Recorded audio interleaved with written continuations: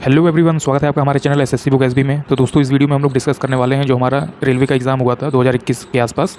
तो उसमें हम लोगों ने जनरल अवेयरनेस के जितने भी ग्रेजुएट लेवल के क्वेश्चन बन सकते हैं, टॉप 60 क्वेश्चन मैंने लिए हैं। तो आइए इस वीडियो को स्टार्ट करते हैं और हम लोग देखते हैं कि रेलवे एनटीपीसी में जो ग्रेजुएट लेवल पर एग्ज़ाम होते हैं उसमें जनरल अवेयरनेस के क्वेश्चन किस टाइप से आरआरबी जो है वो पूछती है। तो आइए अपनी वीडियो को स्टार्ट करते हैं। तो हमारा पहला क्वेश्चन जो स्टार्ट होता है आरआरबी का, वो है भारत में किस वर्ष को या किस तारीख को जो है सबसे छोटा दिन माना जाता है। तो भारत में जो है हमारा 22 दिसंबर को जो साल का सबसे छोटा दिन जो है वो माना जाता है। दोस्तों, ये जो भी क्वेश्चन है ये एसएससी वाले लोगों के लिए भी उतना ही इंपॉर्टेंट है जितना कि आरआरबी के लिए, क्योंकि ये जीके के क्वेश्चन है और ये इसमें कोई ऐसा नहीं होता कि ये रेलवे में आया है तो जीके में नहीं आएगा या फिर एसएससी में नहीं आएगा या फिर जीडी एग्जाम में नहीं आएगा। तो ऐसे कई सारे क्वेश्चन मैं आपको बताऊंगा जो इस साल एमटीएस में पूछे गए हैं, वही question same to same repeat हुए हैं। तो आप इस वीडियो को एसएससी वाले भी जो स्टूडेंट हैं वो भी आराम से देख सकते हैं, उन्हें भी कोई ज़्यादा बहुत प्रॉब्लम नहीं आएगी अपने जीडी एग्ज़ाम के लिए या फिर जो एमटीएस के एग्ज़ाम हो रहे हैं उनके लिए भी आप ये क्लास देख सकते हैं।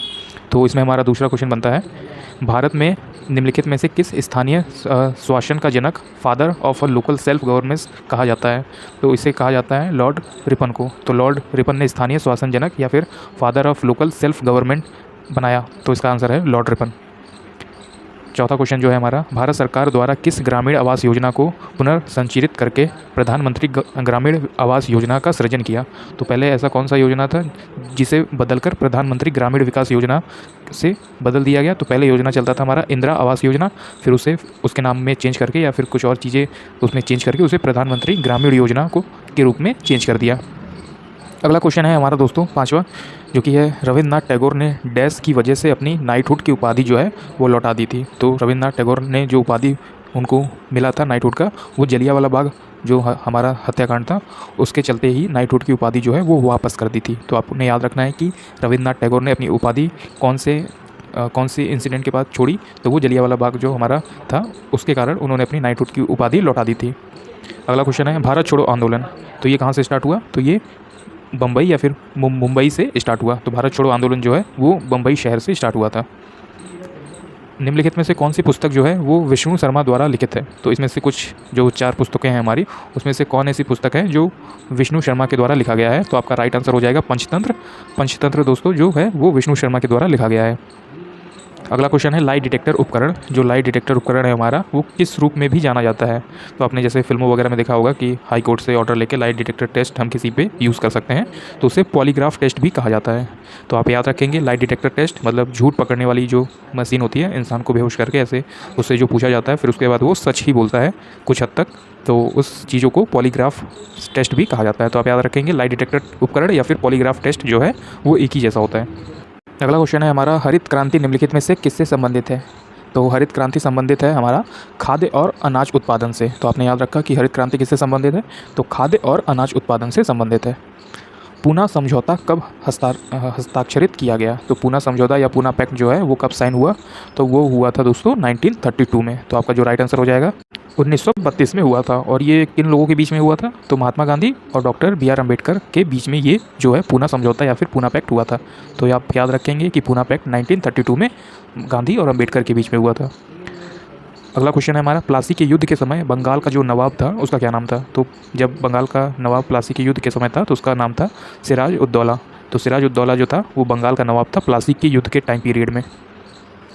ईवीएम जो कि फुल फॉर्म है हमारा ईवीएम का, वो है इलेक्ट्रॉनिक वोटिंग मशीन जो वोट देने के काम आती है। तो आपने याद रखा कि ईवीएम का जो पूरा नाम है या फुल फॉर्म जो है वो इलेक्ट्रॉनिक वोटिंग मशीन है। माइक्रोसॉफ्ट एक्सेल में वर्कबुक डैश का एक संग्रह होता है। तो माइक्रोसॉफ्ट में जो एक्सेल होता है वो वर्कबुक और वर्कशीट का एक संग्रह होता है। तो आप याद रखेंगे कि माइक्रोसॉफ्ट एक्सेल में वर्कबुक वर्कशीट का एक संग्रह होता है, एक कंपाइलेशन होता है। 21 क्वेश्चन है हमारा, प्रथम भारतीय अंतरिक्ष यात्री कौन थे। तो प्रथम भारतीय अंतरिक्ष यात्री जो थे वो उनका नाम था राकेश शर्मा। तो आप याद रखेंगे प्रथम भारतीय अंतरिक्ष यात्री राकेश शर्मा थे। विश्व पर्यावरण दिवस हर वर्ष डैश को मनाया जाता है। तो विश्व पर्यावरण जो है वो 5 जून को हर साल मनाया जाता है। तो आप याद रखेंगे कि वर्ल्ड एनवायरनमेंट डे या फिर विश्व पर्यावरण दिवस 5 जून को मनाया जाता है। अगला क्वेश्चन है हमारा, एशियाटिक सोसाइटी ऑफ बंगाल की स्थापना किस वर्ष में की गई। तो एशियाटिक सोसाइटी ऑफ बंगाल की स्थापना की गई 1784 में। तो 1784 में जो है वो एशियाटिक सोसाइटी ऑफ बंगाल की स्थापना जो है वो की गई।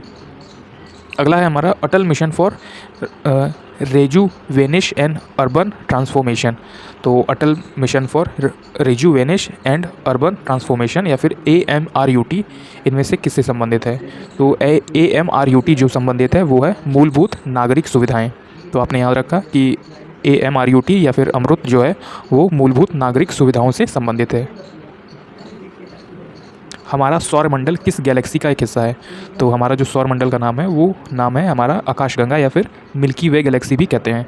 तो हम जहाँ रहते हैं उस पूरी गैलेक्सी को आकाशगंगा या फिर मिल्की वे गैलेक्सी के नाम से भी जाना जाता है। अगला देखते हैं हम लोग क्वेश्चन जो कि है रायसीना हिल्स कहाँ पे स्थित है? तो रायसीना जो हिल्स है वो यह राष्ट्रपति भवन वाले स्थान पर स्थित है। तो आपने याद रखा कि जहाँ पे हमारा राष्ट्रपति भवन का जो जगह है वहाँ पे ये रायसीना हिल जो है वो स्थित है। अगला क्वेश्चन है हमारा थायरॉक्साइन के संश्लेषण के लिए कौन सा तत्व आवश्यक है? तो थायरॉक्साइन के संश्लेषण के लिए हमारा जो तत्व है वो आयोडीन हो जाएगा। तो केमिस्ट्री से भी कुछ क्वेश्चन पूछे जाते हैं। तो आपने देखा इसमें कि थायरॉक्साइन से संश्लेषण से जो तत्व है वो है आयोडीन, उसमें वो इम्पॉर्टेंट रोल प्ले करता है। अगला है प्रोटियम के कितने न्यूट्रॉन मौजूद होते हैं? तो प्रोटियम में जो है वो 0 न्यूट्रॉन जो है वो मौजूद होते हैं। अगला क्वेश्चन है हमारा हिस्ट्री से आता है। तो गुप्त साम्राज्य में निम्नलिखित राजाओं में से कौन सा एक अच्छा वीणा वादक था? तो जो हमारा गुप्त डायनेस्टी थी वहाँ पे सबसे अच्छा वीणा वादक था समुद्रगुप्त। तो आप नाम याद रखेंगे, समुद्रगुप्त जो है वो गुप्त साम्राज्य का सबसे अच्छा वीणा वादक था। अगला क्वेश्चन है हमारा इकोलॉजी। तो इकोलॉजी जो शब्द है वो हमारा जो पारिस्थितिक विज्ञान होता है या फिर पारिस्थितिक तंत्र होता है उससे संबंधित है। तो इकोलॉजी शब्द किसने गढ़ा? तो इकोलॉजी शब्द जो है वो दिया था अर्नस्ट हैकल।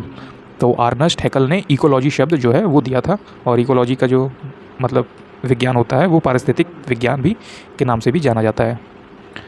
अस्पतालों में निकलने वाले जैविक कचरे के निपटारे का सबसे अच्छा तरीका क्या है? तो अस्पतालों से जो भी तरह के जैविक कचरे निकलते हैं जैसे सिरिंज हो गया, सुई, दवाइयाँ या फिर बैंडेज पट्टी और अलग अलग चीज़ें जो हैं, ग्लव्स वगैरह, तो उनका सबसे अच्छा निपटाने का या फिर ख़त्म करने का अच्छा तरीका है भस्मीकरण। तो ये जो भस्मीकरण होता है इसमें जलाया जाता है और जलाने के बाद इसे दफना दिया जाता है। तो ये सबसे अच्छा तरीका माना जाता है। भस्मीकरण को ही इंग्लिश में कह देते हैं इंसेनीरेशन। तो इंसेनीरेशन का मतलब होता है जलाकर, अच्छे से जलाकर दहन करना और उसको फिर कहीं अच्छी सी जगह पे दफना देना। और जो हमारा चौथा ऑप्शन है बर्निंग, जलाना, मतलब जलाकर छोड़ देना, तो वो वायु में फैल जाएगा जो कि अच्छा नहीं है हम सभी के लिए, इसलिए भस्मीकरण किया जाता है। अगले क्वेश्चन की तरफ आते हैं हम लोग। जो काजीरंगा राष्ट्रीय उद्यान है से होकर गुजरने वाले किस राष्ट्रीय राजमार्ग की सीमा उद्यान के वन्य जीवों के लिए मुख्य खतरा बनी हुई है? तो काजीरंगा जो हमारा राष्ट्रीय उद्यान है ये असम में है और यहाँ से होकर गुजरने वाली जो राष्ट्रीय राजमार्ग है नेशनल हाईवे, उसकी सीमा उद्यान के वन्य जीव के लिए मुख्य खतरा बनी हुई है। तो वो कौन सा राष्ट्रीय राजमार्ग है? तो वो है नेशनल हाईवे 37। तो नेशनल हाईवे 37 ये काजीरंगा के पास में है और वहाँ के जानवरों के लिए ये थोड़ा सा खतरा के तौर पर बना हुआ है। अगला क्वेश्चन है हमारा सचिन तेंदुलकर ने अंतर्राष्ट्रीय क्रिकेट में अपना जो 100वां शतक है वो किस टीम के खिलाफ बनाया था? तो ये जो टीम थी हमारी वो बांग्लादेश टीम थी, उनके खिलाफ सचिन तेंदुलकर ने जो अपना क्रिकेट का 100वां शतक है वो बनाया था।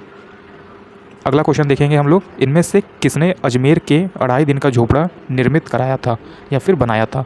तो 2.5 दिन का झोपड़ा बनाने का श्रेय जो जाता है वो कुतुबुद्दीन ऐबक को जाता है। अगला क्वेश्चन है हमारा, वायु में मौजूद निम्नलिखित में से कौन सा तत्व चांदी की वस्तुओं को काला कर देती है जब वे वायु के संपर्क में आते हैं? तो आपने कभी कुछ देखा होगा लेडीज़ को जो चांदी की चीज़ें पहनती हैं वो कुछ टाइम बाद हल्का हल्का ब्राउन कलर या काला कलर का हो जाता है। तो वायु में जो मौजूद होता है वो गंधक होता है, जिसकी वजह से वायु में संपर्क चांदी से होकर वायु का गंधक से, तो वो चांदी की वस्तुओं को, चांदी की पायल हो सकती है, चूड़ी हो सकती है, तो ऐसी चीज़ें जो है वो धीरे धीरे काली पड़ने लगती है। तो उसका मुख्य कारण जो है वो मुख्य तत्व है गंधक। अगला क्वेश्चन देखेंगे, यूनेस्को का मुख्यालय जो है वो कहाँ पे है? तो ये काफ़ी इजी क्वेश्चन है। तो यूनेस्को का मुख्यालय जो है वो पेरिस में जो है वो स्थित है। तो आप याद रखेंगे यूनेस्को का मुख्यालय पेरिस में स्थित है। नासा के अनुसार, जो अमेरिका का है, तो नासा के अनुसार पृथ्वी की भू सतह का कितना भाग वनाच्छादित है? तो वनाच्छादित जो है, तो नासा के अनुसार 30% भाग जो है वो पृथ्वी पर जो है उसमें वन से घिरे हुए हैं और बाकी का 70% भाग जो है वो उसमें पानी है और भूमि है। पर ये जो 30% निकाला है, तो ये 30% जो निकाला है ये यहाँ पे पेड़ अच्छी मात्रा में है। पूरे दुनिया में, पूरी पृथ्वी पर, पूरे ग्लोब पर 30% पेड़ जो है वो मौजूद है और बाकी का भूमि है। और जैसा कि आप जानते हैं कि पानी है, तो उन दोनों का मिक्सचर है। इनमें से किसे grand old man of India के नाम से जाना जाता है? तो grand old man of India के नाम से जाना जाता है दादा भाई नौरोजी को। तो आप याद रखेंगे grand old man of India दादा भाई नौरोजी। टेलीफोन का आविष्कार किसने किया, या फिर टेलीफोन का आविष्कार जो है वो कब हुआ? तो ये दोनों क्वेश्चन आपके लिए इंपॉर्टेंट है। तो टेलीफोन का आविष्कार 1876 में ये आविष्कार जो है वो हुआ था। और इसके जो आविष्कारक हैं वो मतलब 3 लोग माने जाते हैं। सबसे जो इम्पोर्टेंट है उनका नाम हम लोगों को याद होना चाहिए, जो कि अलेक्जेंडर ग्राहम बेल है, और इनके बाद 2 और लोग थे, एंटोनियो और जे फिलिप्स करके। तो ये दोनों उतने इंपॉर्टेंट नहीं है, इसलिए अलेक्जेंडर ग्राहम बेल का नाम सबसे ज़्यादा आता है सुनने में, इसलिए आप याद रखेंगे। टेलीफोन का जो आविष्कार है वो 1876 और अलेक्जेंडर ग्राहम बेल के द्वारा किया गया। अगला क्वेश्चन है हमारा, भारत सरकार ने निम्नलिखित में से किस वर्ष में प्रारंभिक शिक्षा के लिए राष्ट्रीय पौषणिक सहायता कार्यक्रम national programme of nutritional support to primary education NSPE की शुरुआत की? तो ये कब हुआ था? तो 1995 में इसकी शुरुआत हुई थी, जिसमें national programme of nutritional support for primary education. Computer के एक मेन्यू में डैश की लिस्ट होती है, तो किस मेन्यू में सारी जो होती है लिस्ट वो कमांड्स होती है? तो कंप्यूटर के एक मेन्यू में कमांड की सारी लिस्ट होती है। सीधी कार्यवाही दिवस डायरेक्ट एक्शन डे की घोषणा किसने की? तो मोहम्मद अली जिन्ना ने सीधी कार्यवाही दिवस या फिर डायरेक्ट एक्शन डे की घोषणा की थी। अगला क्वेश्चन है दोस्तों हमारा, अक्षांश का 1 डिग्री लगभग किसके बराबर होता है? तो जैसा हम लोग जानते हैं कि हमारी पृथ्वी जो है वो 23.5 डिग्री के अक्षांश पे झुकी हुई है, तो वैसे ही आपसे पूछा गया है कि एक अक्षांश जो है या फिर 1 डिग्री जो है वो किसके बराबर होता है? तो अक्षांश का 1 डिग्री जो है वो 111 किलोमीटर के बराबर होता है। अगर आपसे 2 डिग्री पूछा तो आप इसे मल्टीप्लाई करके आप आंसर अपना निकाल सकते हैं। तो फिलहाल आपसे 1 डिग्री पूछा है, तो 1 डिग्री जो है वो लगभग 111 किलोमीटर के बराबर होता है। अंतर्राष्ट्रीय प्रकाश दिवस किस दिन मनाया जाता है? तो अंतर्राष्ट्रीय जो प्रकाश दिवस है वो 16 मई को मनाया जाता है। तो डे और थीम से उनके भी कुछ इंपॉर्टेंट क्वेश्चन बनते हैं, तो आप अपने एग्जाम के लिए उनको भी देख कर जाइएगा। अगला क्वेश्चन है हमारा, निम्नलिखित में से कौन यह निर्धारित करता है कि रासायनिक अभिक्रिया नहीं हुई है? तो आकार में परिवर्तन होगा तो जाहिर सी बात है उसमें रासायनिक अभिक्रिया शुरू हो गई है। तो अगर उसमें वो चीज़ें नहीं होंगी तो वो हमारा सबसे बड़ा डायमीटर है, जिसमें हमें पता चलता है कि अभी तक रासायनिक अभिक्रिया जो है वो नहीं हुई है। परमाणु ऊर्जा अधिनियम जो है वो नाभिकीय शक्ति उत्पादन के निजी नियंत्रण को प्रतिबंधित करता है। तो परमाणु ऊर्जा अधिनियम 1962 का जो ये नियम है वो नाभिकीय शक्ति उत्पादन के लिए निजी नियंत्रण को प्रतिबंधित करता है। कविता जो हमारी प्रसिद्ध कविता है खूब लड़ी मर्दानी, वो तो झांसी वाली रानी थी, इसके जो रचनाकार हैं या फिर इसकी जो लेखिका हैं वो कौन है? तो ये सुभद्रा कुमारी चौहान के द्वारा ये लाइन लिखी गई थी, खूब लड़ी मर्दानी। तो आप याद रखेंगे कि सुभद्रा कुमारी चौहान द्वारा ये कविता खूब लड़ी मर्दानी ये लिखा गया था। टुंड्रा वनस्पति या फिर टुंड्रा वेजिटेशन कहाँ पाया जाता है, मतलब किस एरिया में पाया जाता है? तो टुंड्रा वनस्पति जो है वो हिमालयन क्षेत्र में ज़्यादातर पाया जाता है। तो आप याद रखेंगे कि टुंड्रा वेजिटेशन जो है वो हिमालय क्षेत्र में पाया जाता है। निम्नलिखित भारत में नाभिकीय ऊर्जा का प्रयोग करके विद्युत उत्पादन में शुरू किया गया था। तो भारत में नाभिकीय ऊर्जा का प्रयोग करके विद्युत उत्पादन 3 अक्टूबर 1969 में शुरू किया गया था। तो आप याद रखेंगे कि अक्टूबर 1969 में भारत में नाभिकीय ऊर्जा उपयोग करके विद्युत उत्पादन अक्टूबर के 1969 ईयर में शुरू किया गया था। अगला क्वेश्चन है दोस्तों हमारा, निम्नलिखित में से किसके द्वारा 1990 में किसी देश के समग्र सामाजिक एवं आर्थिक उपलब्धियों के मापन हेतु प्रयुक्त एक सांख्यिकी सूचकांक के रूप में मानव विकास सूचकांक या HDI का सर्जन किया गया? तो ये किया गया था महबूब उल हक के द्वारा। तो आप याद रखेंगे कि HDI जो हमारा ह्यूमन डेवलपमेंट इंडेक्स है, मतलब मानव विकास सूचकांक, वो महबूब उल हक के द्वारा शुरू किया गया था। अगला क्वेश्चन है हमारा, NRDWP का पूरा नाम या फिर फुल फॉर्म क्या है? तो NRDWP जो है national rural drinking water programme. तो आपने याद रखा कि NRDWP मतलब national rural drinking water programme है। प्राचीन समय के दौरान विकसित उन भूमिगत जल मार्गों का नाम बताइए जिसमें सिंचाई के उद्देश्य के लिए पानी को ढलान के रास्ते गुरुत्वाकर्षण द्वारा खींचा जाता था। तो पहले के टाइम में कुछ ज़्यादा प्रकार की मशीनें नहीं होती थी, तो वहाँ पे कुछ अलग तरीके से गुरुत्वाकर्षण का यूज़ करके पुराने समय में पानी को एक स्थान से दूसरे स्थान के लिए, मतलब सिंचाई के लिए, खेती के लिए यूज़ किया जाता था। तो वो हमारा नाम हो जाता है कनात या फिर कुनात्स। तो इस नाम से जाना जाता था, जहाँ पे थोड़ा ढलान कर देते थे और फिर पानी को ऊपर से नीचे की तरफ बहाने में आसानी हो जाती थी। किस शहर के हवाई अड्डे पर लाल बहादुर शास्त्री की प्रतिमा स्थापित है? तो ये हमारा हो जाएगा वाराणसी। तो वाराणसी हवाई अड्डे पर लाल बहादुर शास्त्री की प्रतिमा जो है वो स्थापित है। भारत के पहले स्वदेश निर्मित विमान वाहक पोत एयरक्राफ्ट कैरियर का नाम क्या है? तो INS विक्रांत। INS विक्रांत जो है वो भारत के पहले स्वदेशी मतलब खुद से बनाया हुआ एयरक्राफ्ट कैरियर है। अगला क्वेश्चन है हमारा दोस्तों, मानव जाति होमोसेपियंस के प्राचीनतम सदस्यों के अवशेष अफ्रीका में देखे जा सकते हैं। तो जो होमोसेपियंस थे हमारे प्राचीन टाइम में, उनके अवशेष जो है वो कहाँ पे देखे गए हैं? तो अफ्रीका में देखे जा सकते हैं। अगला क्वेश्चन स्टार्ट है हमारा कि डैश में शुरू की गई राजस्व प्रणाली रैयतवाड़ी बंदोबस्त, जो रैयतवाड़ी बंदोबस्त है किस रूप में जाना जाता था? तो बॉम्बे डेक्कन में शुरू में राजस्व प्रणाली को रैयतवाड़ी बंदोबस्त के रूप में जाना जाता था। तो आप याद रखेंगे कि बॉम्बे डेक्कन को ही रैयतवाड़ी बंदोबस्त के रूप में जाना जाता है। पुरातात्विक भाषा विज्ञानी और ईस्ट इंडिया कंपनी के अधिकारी जेम्स प्रिंसेप ने वर्ष डैश के अशोक के राजादेश मतलब अशोकन एडिक्ट्स को ब्राह्मणी लिपि में लिखे गए थे की व्याख्या की। तो यही क्वेश्चन दोस्तों इस बार के MTS में आया था, जैसा मैं आपको पहले ही स्टार्टिंग में क्लियर कर दिया था कि इसमें ऐसे बहुत सारे क्वेश्चन हैं जो इस बार के MTS में पूछे जा चुके हैं। तो इसमें से यही क्वेश्चन है हमारा। इसमें पूछा गया था कि अशोक का जो ब्राह्मणी लिपि में लिखा हुआ शिलालेख है उसको सबसे पहले किसने पढ़ा? तो उसका नाम था जेम्स प्रिंसेप ने। तो ये कब पढ़ा? 1837 में ये पढ़ा गया था जेम्स प्रिंसेप के द्वारा, जो अशोक का शिलालेख पे लिखा गया है, जो ब्राह्मणी लिपि में लिखा गया है। Which among the following is an output device in a context of computer system. तो इसमें आपसे पूछा गया है कि इसमें से कौन सा एक आउटपुट डिवाइस है? तो स्कैनर ये नहीं है, ट्रैक बॉल ये भी नहीं है, लाइटर पेन ये भी नहीं है। ये जो प्लॉटर है हमारा, ये दोस्तों एक आउटपुट डिवाइस हो जाता है। तो प्लॉटर क्या होता है? जैसे कि एक बहुत प्रिंटर जैसा ही इसका काम है, लेकिन ये कुछ बड़ी बड़ी चीज़ों को प्रिंट करता है। जैसे कि आपने होर्डिंग वगैरह या फिर बहुत बड़े पोस्टर देखे होंगे रोड पे अपने घर के बाहर, तो ऐसे चीज़ों को प्रिंट करने के लिए प्लॉटर की ज़रूरत पड़ती है। तो प्लॉटर एक बेसिकली हमारा प्रिंटर ही है जो काफ़ी बड़े पैमाने पे जो हमारा चित्र होता है उसको छाप कर या फिर प्रिंट करके देता है। पुस्तक तहकीक माँ लिल हिंद। तो तहकीक माँ लिल हिंद किसने लिखी? ये अलबरूनी के द्वारा लिखा गया। तो इसका राइट आंसर है अलबरूनी ने तहकीक माँ लिल हिंद जो पुस्तक है वो लिखी। अगला क्वेश्चन है हमारा, निम्नलिखित में से कौन सा एक फाइल शेयरिंग ऐप नहीं है? तो इसमें आपका आंसर हो जाएगा कि सरफ्लाई जो है वो एक फ़ाइल शेयरिंग ऐप नहीं है। बाकी एयर ड्रॉइड, सुपर बीम और पुष्प बुलेट जो है वो शेयरिंग ऐप है, लेकिन सरफ्लाई जो है वो शेयरिंग ऐप नहीं है। अगला है, गोल गुंबज किस राज्य में स्थित है? तो कर्नाटक के बीजापुर में ये गोल गुंबज जो है वो स्थित है। तो आप याद रखेंगे कि गोल गुंबज जो है वो कर्नाटक के बीजापुर जगह पे स्थित है। PSD किस प्रकार की कंप्यूटर फाइल का एक्सटेंशन है? तो PSD जो है कंप्यूटर फाइल का एक्सटेंशन है। जब आप एडोबे फोटोशॉप यूज़ करते हैं, जब आप किसी चीज़ को सेव करके अपना प्रोजेक्ट या फिर अपना जो पिक्चर है वो सेव करेंगे, तो वो किस में सेव होगा? एक PSD फाइल में, PSD फाइल के एक्सटेंशन में सेव हो जाएगा। जैसे हम लोग कोई इमेज सेव करते हैं तो वो JPEG में या फिर PNG में सेव होता है। तो JPEG या फिर PNG ये एक्सटेंशन है फ़ोटो के। तो उसी तरह एडोबे फोटोशॉप में किया हुआ कुछ काम जो है वो PSD में सेव होता है, जो कि एडोबे फोटोशॉप का एक्सटेंशन है। ब्रिटिश साम्राज्य में भारत की स्वतंत्रता के बाद भारत की प्रधानमंत्री जवाहरलाल नेहरू ने डैश की अध्यक्षता में परमाणु विकास कार्यक्रम को मंजूरी दी।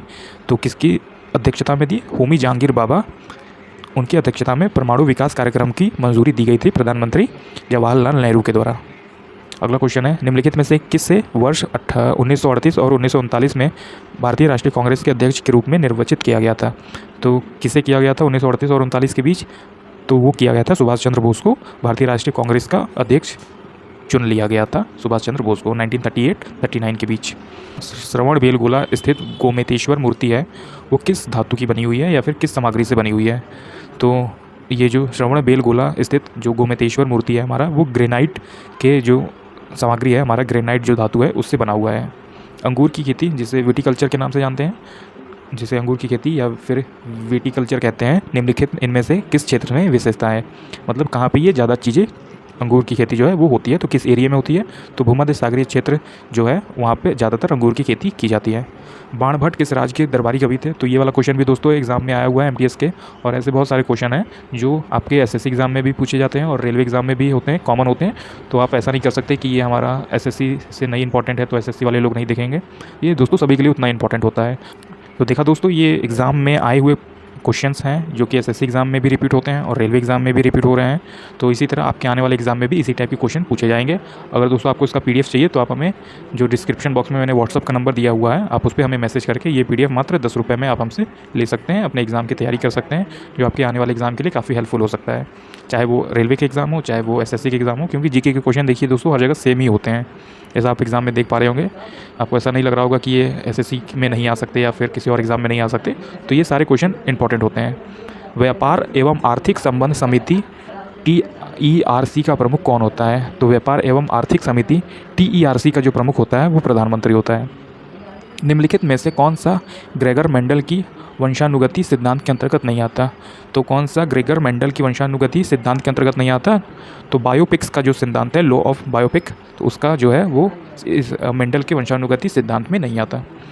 अगला है हमारा 1985 का असम समझौता, द असम अकॉर्ड ऑफ 1985, जो कि 1985 में नई दिल्ली में डैश और AASU all Assam students union के नेताओं के बीच हस्ताक्षरित समझौता ज्ञापन या फिर मेमोरेंडम ऑफ सेटलमेंट था। तो ये था हमारा राजीव गांधी और AASU यानी असम स्टूडेंट यूनियन के बीच में था, ऑल असम स्टूडेंट यूनियन के बीच में हुआ था। अगला क्वेश्चन है दोस्तों हमारा, स्वतंत्रता पूर्व भारत में किस आंदोलन ने कपास उत्पादन को प्रोत्साहन दिया? तो स्वतंत्रता पूर्व भारत में स्वदेशी आंदोलन ने कपास उत्पादन को प्रोत्साहन दिया। तो आपका इसमें राइट आंसर हो जाएगा स्वदेशी आंदोलन। तो जैसा दोस्तों आपने देखा, हमारा ये जो 60 क्वेश्चन थे वो कंप्लीट होते हैं। अगर आपको हमारी ये वीडियो अच्छी लगी तो हमारी इस वीडियो को लाइक कर दीजिएगा और मेरे चैनल एसएससी बुक एसबी को सब्सक्राइब कर दीजिएगा। ऐसे ही मैं आपके लिए रेलवे एग्जाम से जुड़े जितने भी previous year question GK GS के पूछे गए हैं वो मैं एक के बाद एक ऐसे लाता रहूँगा। तो उम्मीद है आप अपने एग्ज़ाम के लिए पढ़ाई कर रहे होंगे। ऐसे ही पढ़ते रहिए, एग्ज़ाम जल्दी से क्रैक कीजिए और फिर अपने हिसाब से जैसे भी आपको लाइफ जीनी है वैसे आप लाइफ को एंजॉय कीजिए। तब तक मिलते हैं आपसे नेक्स्ट वीडियो में, तब तक पढ़ते रहिए और हमेशा अपने लक्ष्य की तरफ आगे बढ़ते रहिए। Thank you.